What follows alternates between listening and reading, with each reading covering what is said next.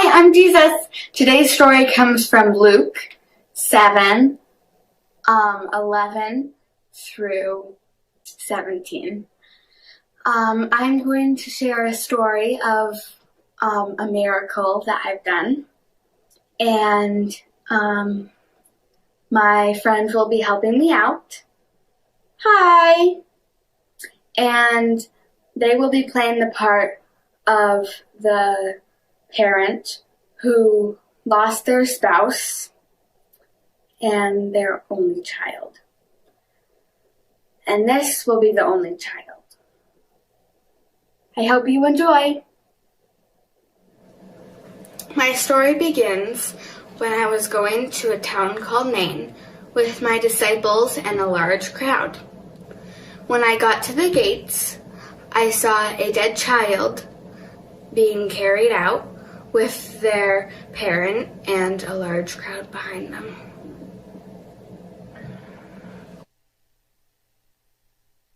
Why are you crying? It's okay.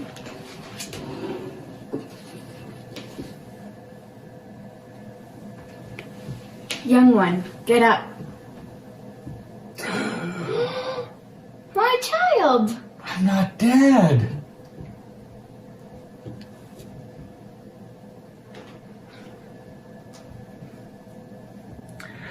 Wow, this is awesome. Praise God! A great prophet has appeared among us. God has come to help God's people. The news about me spread throughout Judea and the surrounding country.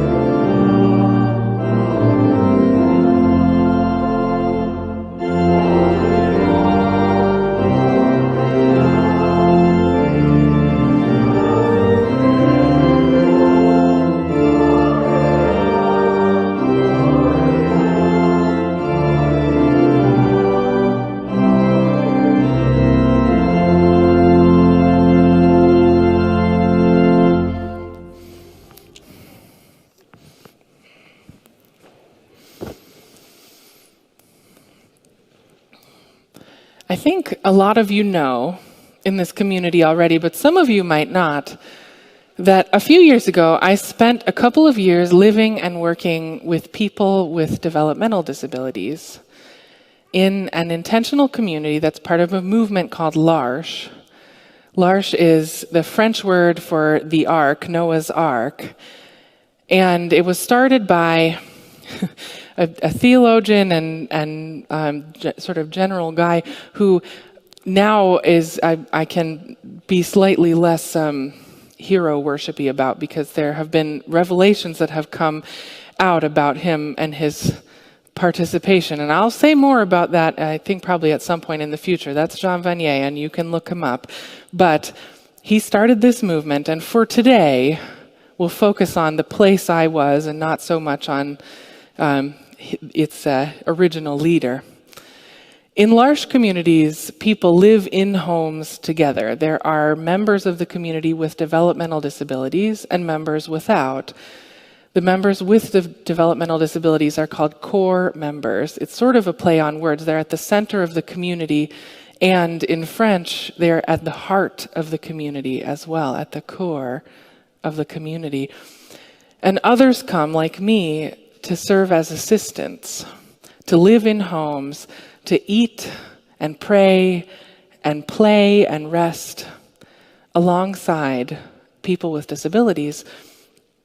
I was young when I went to that community. I was only 18, the year right after high school. And I didn't know anything except that I wanted to do something else. That I got to the end of high school and thought there has to be something other than this kind of constant striving There has to be something other than this desire to achieve and this constant proving myself and this constant saying, I'm worthy because of how much I can do.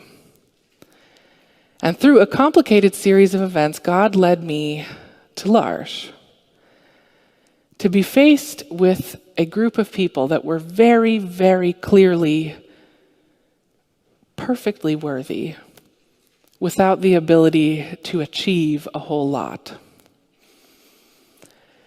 My job was simple there. It was simple and straightforward, and sometimes I miss that simplicity still all these years later. To get up in the morning and to make breakfast, to be in conversation, to help people get their needs met, to make a life alongside people with a variety of different abilities and disabilities. And that's all. And the relationships that we built with each other were these kind of quiet miracles, real mutual friendships between people who could speak and people who couldn't, between people who could do calculus and people who couldn't, between people who could organize their day and make their own doctor's appointments and people who needed someone else to do some of that for them. It is hard to describe those friendships, but I can tell you they were real, that I was known and welcomed for myself and not for how impressive I was or how much I could do or how fast I could do it, in a way that I had never experienced before that time, and in a way that I have rarely experienced since. And we'd be out in the community as our house or in pairs or groups, shopping or bowling or going to festivals, and we would see other people with developmental disabilities who lived in other settings with their parents or their other kind of staff a lot of times. And we'd see especially staff that weren't paying attention. We'd see staff who were there because it was a job, who showed up, who, got their client where they needed to be and then looked at their phone or chatted with each other and just waited for the event to be over. Just people who seemed uninterested in the gifts of relationship with the people they were there to serve and support. I was pretty judgmental of that at the time. We felt pretty good about ourselves and how real our relationships were and how important. And it's easy to look at someone else and say, oh, you're not doing it so well. You're not taking advantage of this. You have a person in front of you that you could be really, truly attending to in an important way and being with, and you're not. But part of that is because what we were doing at L'Arche was not really scalable. There are only so many idealistic young people who are ready to earn no money at all for some period of time in the service of a beautiful vision of community. And, in fact, even for me, there was only so long that it made sense to do that. There are other parts of life that I wasn't really able to experience while I was there. It was profound and all-encompassing, and for me anyway, time-limited. It's not really scalable, that kind of community, when a place would open up in a house because someone's needs changed or one of the core members died. The waiting list, the applications to fill that spot would come in, and there might be 100 for one place. People who either themselves or their family were really engaged with this vision of mutuality and community and interdependence. And we would, interview people, and people would come for dinner and experience the community a little bit. And then we would have to choose one person out of that 100 to move into the house and to experience this kind of life. There were others who came for day programs. There were others who participated in events, but realistically, the kind of life that we were offering, we could only collectively offer to a few. And what do you do with that? What good is it, in a way, to offer a space in something beautiful to one person out of 100 or more who are looking for it? Wouldn't it have been better, mightn't it have been better to try to do something cheaper that could house more? Or to compromise some parts of our life in the service of trying to make space for more than one out of those 100 that would apply? What does it mean to do one thing extravagantly when it doesn't solve the bigger picture? The story that Bree as Jesus helped us tell today, I think, is a little bit like that. Jesus knew that a widow would suffer without the support of a son. That the whole situation, that the whole system was set up for people to be supported through kinship ties, for people to be cared for by those close to them. A widow was already vulnerable, probably had struggled to raise her kid to the age that she had managed to raise him to. And the devastation, the grief of losing this member of her family was compounded, I'm sure, by the fact that she was faced with economic ruin. How was she going to live? What was the rest of her life going to be like without any support, with no one close? Jesus, seeing that, didn't solve it in a small way, but in a big way, in an extravagant way. Jesus stepped right in, and this is an unusual, a surprising healing story for several reasons. One is that the kid had actually died. There are more cases where Jesus heals sick people than that Jesus actually raises people from the dead. It's surprising for that. It's also surprising in that the widow didn't even ask for it. There was no moment in this story, it's not that Bree left it out, it's not in there, where Jesus says, "Oh no, what's going on here?" And she says, "Oh, my son has died, please raise him from the dead for me."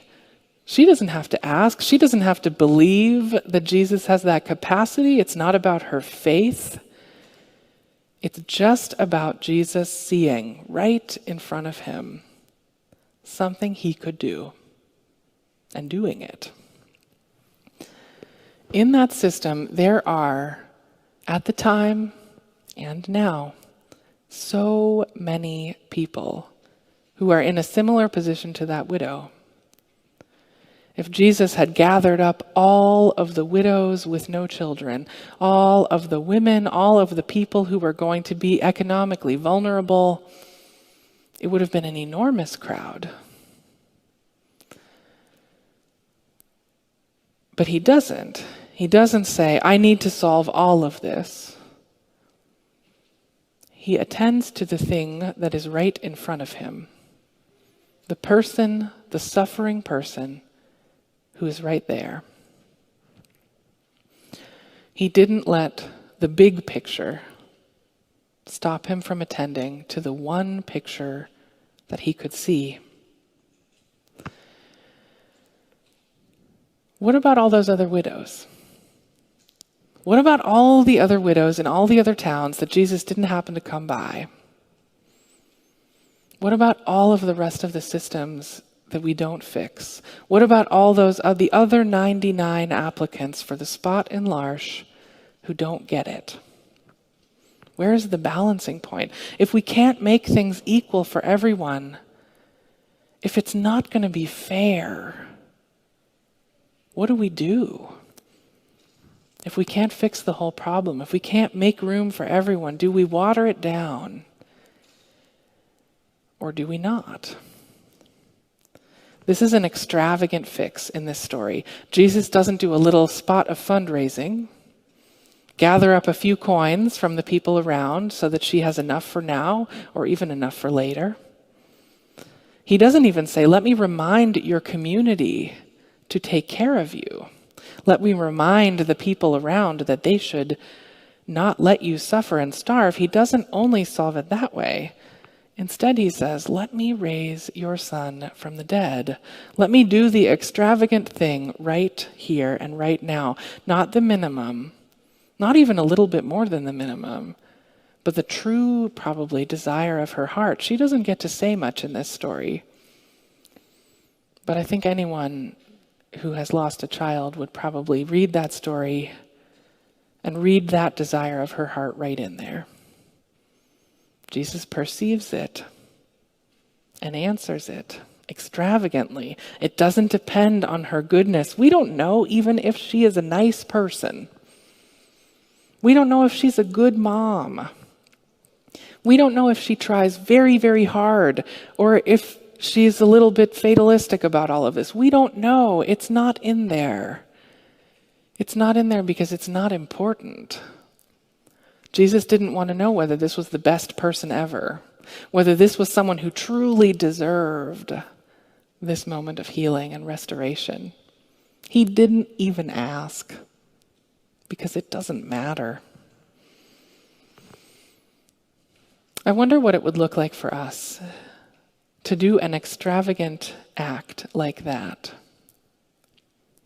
I wonder if it would look like a family in our church taking in our sponsorship family into their home for 6 months or 8 months, saying, you can be here with us in our family. Not just help with rent for 1 month, not just help looking at listservs, but come right in. Does it solve the problem of homelessness in our area?